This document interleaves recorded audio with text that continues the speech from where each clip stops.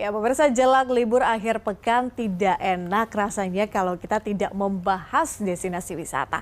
Destinasi kali ini tidak hanya memiliki pemandangan yang memanjakan mata, lantunan musik nan indah juga dapat membuat para wisatawan betah berlama-lama.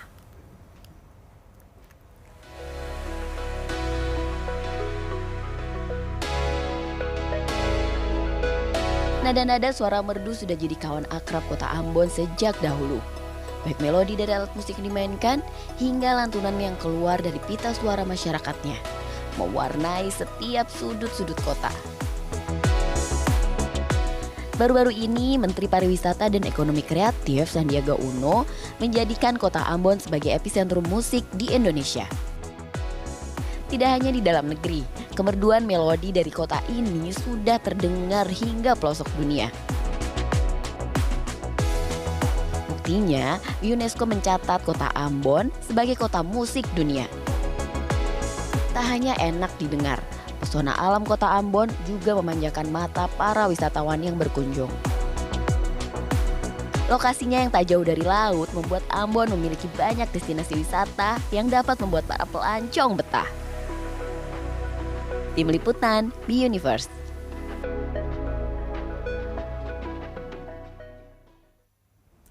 Di balik prestasi yang berhasil diraih oleh suatu kota serta kesejahteraan masyarakat yang hidup di daerah tersebut, tentu pemirsa ada produk hukum yang kemudian menjadi fondasi jalannya roda pemerintahan. Produk hukum daerah secara garis besar dibagi menjadi dua, yaitu peraturan daerah atau Perda dan juga peraturan kepala daerah atau Perkada. Nah, lantas bagaimana produk hukum kemudian dapat berpengaruh terhadap perkembangan suatu daerah? Kita pelajari lebih dalam bersama dengan penjabat Wali Kota Ambon, Bapak Bodewin M. Watimena yang sudah hadir di studio. Selamat pagi, Pak Wali. Selamat pagi, Terima Mbak kasih Peti. banyak sudah hadir di studio kami BTV pagi-pagi nih, Pak. Sehat, Pak? Sehat, alhamdulillah. Alhamdulillah. Sebelumnya saya ingin ucapkan selamat dulu, Pak. Katanya Ambon jadi epicentrum musik, Pak. Iya. Selamat sekali lagi. Iya. Tentu dengan prestasi-prestasi ini perlu dong produk hukum itu kan, Pak, ya? Perlu. Jadi produk hukum itu kalau mungkin bicara soal produk hukum ini mungkin rada-rada berat pembahasannya. Tapi saya ingin Bapak tuh lebih meringkas mungkin agar masyarakat kemudian lebih mengerti. Jadi prinsip dan juga mekanisme dari pembentukan produk hukum itu sendiri seperti apa sih, Pak, di daerah, khususnya juga di masa transisi pemerintahan? Iya. Produk hukum ini kan dia merupakan instrumen hukum yang memberikan kepastian kepada pemerintah sebagai penyelenggara pemerintahan, pembangunan, dan pelayanan publik, tetapi juga memberikan kepastian kepada masyarakat dan stakeholder yang lain ya dalam berusaha, dalam melakukan investasi dan sebagainya. Nah, masa transisi kepemimpinan, penyelenggaraan pemerintahan harus tetap berjalan. Tidak boleh ada kekosongan di situ. Karena itu produk hukum yang dibentuk baik pada saat pejabatnya definitif maupun pejabatnya ya sementara tidak masalah. Tetap harus terus berjalan karena dia menjamin kesinambungan penyelenggaraan pemerintahan, pembangunan, dan pelayanan publik. Gitu. Nah, kalau memang itu memang harus terus berjalan, Pak, ya, nggak boleh putus lah istilahnya ya. Ini harus tetap ada. Tapi kalau berbicara soal ini perangkat daerah atau mungkin pihak-pihak yang kemudian bertanggung jawab dalam hal produk hukum itu sendiri, Pak, kolaborasinya, mungkin kerjasamanya, koordinasinya dengan pihak-pihak terkait dalam pembangunan produk hukum ini seperti apa sih, Pak? Ya, pembentukan peraturan daerah itu dia melibatkan unsur legislatif dan eksekutif. Jadi ada pemerintah daerah di satu pihak dan DPRD di pihak yang lain.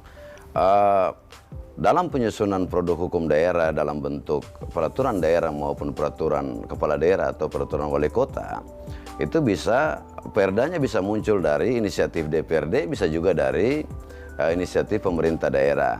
Nah, pihak yang memiliki otorisasi adalah DPRD melalui Badan Pembentukan Peraturan Daerah atau Bapemperdanya mereka. Kami di pemerintah kota, seluruh organisasi perangkat daerah dipimpin oleh bagian hukum ya sebagai leading sektor di situ. Nah, dalam proses penyusunan antara pemerintah daerah dan DPRD memiliki kepentingan yang sama karena Perda itu harus persetujuan bersama antara DPRD dengan kepala daerah, tidak bisa sepihak. Nah, karena itu otorisasi yang dimiliki oleh Bapempera dan bagian hukum ini yang akan mengkoordinir proses penyusunan pembentukan peraturan daerah mulai dari penyusunan sampai dengan disahkan dalam lembaran daerah seperti itu. Tapi sering ditemui beda pendapat nggak sih Pak? Pasti. Pasti, itu sering ya ditemui. Ya, tetapi yang terpenting bahwa produk hukum daerah dalam bentuk perda ini dia mesti merupakan pengajian pemerintahan dari aturan lebih tinggi, tidak boleh bertentangan. Kemudian yang berikut, peraturan daerah itu mesti aspiratif. Jadi menyerap apa yang menjadi keinginan publik atau masyarakat. Nah, dibuat dalam rangka penyelenggaraan otonomi daerah dan tugas pembantuan, serta yang terpenting adalah dapat diimplementasikan. Jadi tidak memberatkan masyarakat dan sebagainya. Itu perda yang baik, karena itu benturan kepentingan ini sering terjadi karena di satu pihak DPRD mewakili masyarakat, nah pemerintah di pihak yang lain berupaya untuk menghadirkan produk hukum daerah yang bisa menjamin ya penyelenggaraan pemerintahan dalam tugas-tugas kami seperti itu. Pasti alot ya Pak ya? Pasti alot, tapi semua bisa dilakukan yang baik. Ya, semua bisa dilakukan. Oke, Pak Bodewi sendiri sebagai penjabat wali kota, Pak, apa kemudian yang sudah Bapak lakukan dalam hal merealisasikan perda dan juga perkada ini selama ini? Iya, Mbak Peti dan pemirsa, memang perda itu dibentuk sesuai dengan kebutuhan kita. Jadi kalau kita ingin untuk memastikan bahwa ada fondasi atau dasar hukum yang harus kita buat untuk melaksanakan sebuah upaya kita untuk pemenuhan tujuan pemerintahan itu, maka harus kita lakukan. Ya, jadi mewujudkan tujuan pemerintahan untuk jangka pendek, jangka menengah, dan jangka panjang mesti ada instrumen hukum. Nah, karena itu selama saya menjadi penjabat wali kota Ambon 1 tahun lebih, sudah banyak produk hukum yang kita hasilkan. Yang paling penting adalah untuk kita memudahkan investasi. Kemudian kita memastikan bahwa seluruh upaya untuk peningkatan PAD misalnya untuk pemerintah kota itu punya dasar hukumnya. Jadi tidak ada kegiatan atau apapun yang dilakukan oleh pemerintah daerah yang tidak memiliki dasar hukum. Nah, karena itu kami tentu melakukan ini dalam tanggung jawab bersama untuk mewujudkan penyelenggaraan pemerintahan, tetapi juga kami terus meminta asistensi dari pemerintah pusat melalui Dirjen Otonomi Daerah, ya, bagian untuk pembentukan peraturan daerah, dan itu koordinasi yang terjalin terus-menerus dan tidak ada masalah. Jadi asistensi seperti apa Pak yang kemudian dilakukan begitu ya, atau koordinasi seperti apa yang dijalin? Ya, kami di daerah menyusun suatu produk hukum daerah, peraturan daerah tidak boleh tanpa persetujuan pusat. Ya, itu asistensinya seperti itu. Nah, kalau dari kabupaten kota, kami di kota Ambon, ketika kami menyusun perda, kami harus melaporkan kepada pusat melalui Biro Hukum Pemerintah Provinsi, perpanjangan tangan pemerintah pusat di daerah. Kalau dalam kaitan dengan bagaimana fasilitasi dari pemerintah pusat, sudah ada IPerda yang dibuat oleh Kementerian Dalam Negeri. Kemudian kami punya juga jaringan jaringan hukum dan informasi daerah.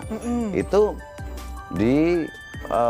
buat sedemikian rupa sehingga proses penyusunan perda sampai dengan evaluasi itu berjalan dengan mudah, cepat. Jadi nggak ribet lah ya Pak? Ribet. Ya, jadi bisa dipercepat gitu ya, biar nggak ribet. Oke, jadi setelah semua sudah dilakukan Pak, 1 tahun kan menjabat sebagai penjabat wali kota gitu. Apa yang akan dilakukan Pak ke depannya dalam hal ini, mungkin dari semua sektor gitu ya. Tadi kan ada peningkatan investasi, terus tadi kita lihat di paket awal juga ada epicentrum musik, kemudian juga jadi center of music lah di Indonesia. Nah, ke depannya akan seperti apa Pak? Ya, kami tentu menginginkan agar branding yang diberikan kepada Kota Ambon oleh UNESCO, ya, Ambon City of Music. Nah, ini bisa didukung dengan perangkat-perangkat aturan untuk kita bisa mewujudkannya. Kami berupaya di Kota Ambon untuk membangun ekosistem ekonomi kreatif. Ya, jadi semua pemangku kepentingan di Kota Ambon kita arahkan untuk lebih giat berusaha untuk mewujudkan Ambon City of Music lewat peran dari seluruh sektor. Ya, jadi sektor pariwisata ada di situ, UMKM ada di situ, ya, sektor jasa perdagangan ada di situ. Ya, semua dibangun melalui ekosistem ekonomi kreatif. Jadi tidak saja kita berupaya untuk mewujudkan Ambon City of Music hanya musik, tetapi semua sektor berperan supaya Ambon City of Music itu bukan saja menjadi sebuah branding, tetapi nyata untuk kita lihat begitu. Oke, jadi bagaimana Pak peran dari masyarakat itu sendiri Pak dalam hal mendukung program-program ini? Saya rasa masyarakat saat ini sangat berperan membantu pemerintah. Kebijakan pemerintah dalam pembangunan, pemerintahan, pelayanan publik tidak akan bisa berjalan tanpa partisipasi aktif masyarakat. Karena itu pemerintah kota dalam setiap kebijakan yang dibuat, kita mengharapkan partisipasi aktif dari masyarakat. Karena mereka ini bukan saja hari ini sebagai subjek, tetapi juga objek yang bersama-sama dengan pemerintah untuk melakukan apa yang menjadi kebijakan pemerintah. Misalnya saja kita membuat ingin untuk musik ini ya menjadi massal di mana-mana. Nah, masyarakat lewat penggiat-penggiat musik ini mendukung kita. Sehingga hari ini kalau Mbak Peti ke Ambon, ya paling tidak merasakan harmoni musik itu terasa di mana-mana. Saya ingin sekali ke sana. Jujur saya belum pernah ke Ambon, Pak, tapi saya ingin ke sana. Ya, apalagi setelah melihat tadi ya paket di awal bagaimana menceritakan keindahan dan juga keberagaman di Ambon, Pak. Nah, artinya terakhir nih Pak. Jadi Bapak sudah menjabat setahun Pak ya. Setahun sudah diperpanjang. Setahun sudah diperpanjang ya Pak ya. Tentu ada program-program ke depan. Tadi mungkin Pak Wali sudah menyebutkan ya, apa yang kemudian akan dilakukan. Nah, tapi harapan dari Bapak sendiri nih untuk Kota Ambon itu seperti apa sih, atau mungkin untuk masyarakatnya? Iya, tentu setiap pemimpin dalam suatu wilayah menginginkan supaya dalam masa kepemimpinannya itu terjadi perubahan ke arah yang positif, terjadi peningkatan di mana-mana. Nah, yang sudah kami peroleh selama 1 tahun kurang lebih 4 bulan ini, ada perkembangan positif yang sudah didapatkan oleh Kota Ambon. Nah, saya tentu berharap bahwa dalam kerja bersama, kerja kolaborasi antara pemerintah kota dengan seluruh elemen masyarakat, kita semua bisa bergandengan tangan ya. Ya, kalau bahasa di Ambon bilang kita saling baku gandeng. Baku gandeng, ya, Manado juga gitu untuk, Pak. Ya, untuk membangun Kota Ambon yang sama-sama kita cintai. Karena kami baru saja memperingati hari ulang tahun Kota Ambon ke-448 di tanggal 7 September kemarin. Kami mengambil tema Ambon Parsamua. Oke, maksudnya Ambon untuk semua. Untuk semua ya. Nah, Ambon Parsamua ini mau mengajak seluruh elemen masyarakat di Kota Ambon untuk sama-sama kita membangun kota agar semakin baik. Oke, amin. Saya aminkan semua harapan Bapak. Pak Dewin, terima kasih sudah hadir di studio BTV. Kita tentu berharap bahwa Kota Ambon akan semakin maju ke depan. Saya juga bisa jalan-jalan ke sana. Siapa tahu mungkin bisa ketemu Pak Dewin. Siap. Pak Dewin, terima kasih sekali lagi sudah bergabung di Obrolan Pagi. Dan pemirsa, demikian obrolan pagi hari ini. Saya Patricia Mapalie. Terima kasih. Pamit undur diri, jangan lupa untuk follow akun media sosial BTV. Sampai jumpa. BTV, bersatu menginspirasi.